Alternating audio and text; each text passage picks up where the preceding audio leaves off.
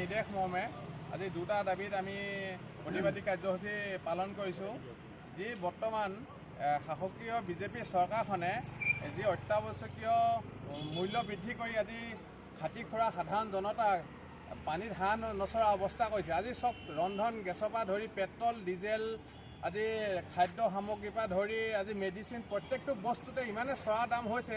আজি সাধাৰণ খাটি খোৱা জনতা আজি মানে তেওঁলোকৰ পাকঘৰৰ আজি যি জুই নজ্বলা হৈছে, মানুহে মটৰচাইকেল গাড়ী চলাবলৈ আজি চিন্তা কৰিছে। আজি বাছৰ ভাড়া বৃদ্ধি কৰিছে। কিন্তু এই চৰকাৰখনে যি দুখীয়া ৰাইজক কথা কৈ বিজেপি চৰকাৰখন শাসনলৈ আহিলে, কিন্তু এতিয়া আমি দেখিছোঁ এই চৰকাৰখনে কোনো দুখীয়া ৰাইজৰ কথা নাভাবি কেৱল পুঁজিপতি আৰু আদানী আম্বানীৰ কথা মতে অকল দুখীয়া মানুহক শোষণ কৰা আৰু লুটিপুটি খোৱাতহে লাগিছে।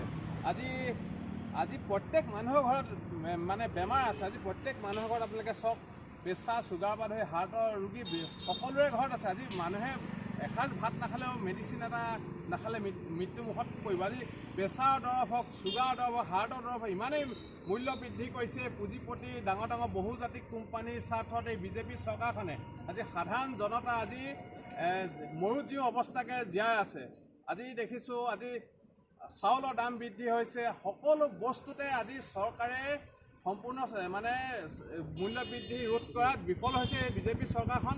আজি আমি অতি সোনকালে চৰকাৰখনক মূল্য বৃদ্ধি ৰোধ কৰিবলৈ আহ্বান জনাইছোঁ। এনেকৈ যদি মূল্য বৃদ্ধি ৰোধ মানে ব্যাপক হাৰত মূল্য বৃদ্ধি ৰোধ কৰাত বিফল হয়, অনাগত দিনত আমি অসমীয়া যুৱ মঞ্চই অসমৰ আৰু ভাৰতৰ ৰাইজৰ লগত লৈ এই চৰকাৰখনৰ বিৰুদ্ধে এক বৃহৎ গণ সংগ্ৰাম গঢ়িবলৈ বাধ্য হ'ম।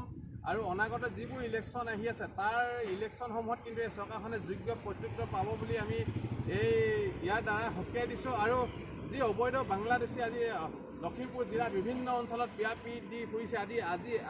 আদি এলেঙি সত্ৰ হওক, আজি শিঙৰা নদীৰ আশে পাশে 1000 বিঘা মাটি যি অবৈধ বাংলাদেশীয়ে দখল কৰিছে, তেওঁলোকৰ ধৰ্মীয় স্থান বনাইছে। যি এঘৰ দুঘৰ বাংলাদেশীৰ পৰা আজি এখন বৃহৎ বাংলাদেশী গাঁও হৈ গৈছে, কিন্তু চৰকাৰে উচ্ছেদ কৰিম বুলি এতিয়ালৈকে উচ্ছেদ কৰা নাই।